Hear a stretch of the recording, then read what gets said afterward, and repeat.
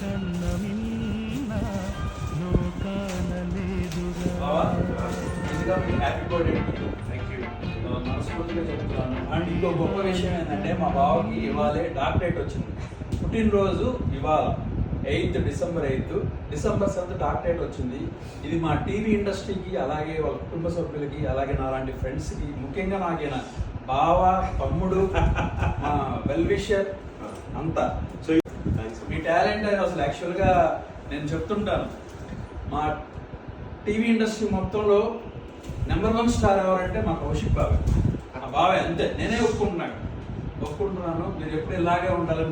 మీరు మా చెల్లెమ్మ ఈశ్వరి శివపార్వతులాగా వెళ్తూ బాబు కూడా మంచి స్థితికి మనసారా కోరుకుంటే. థ్యాంక్స్ అమ్మా. Thank you. థ్యాంక్స్ అమ్మా. Thank you.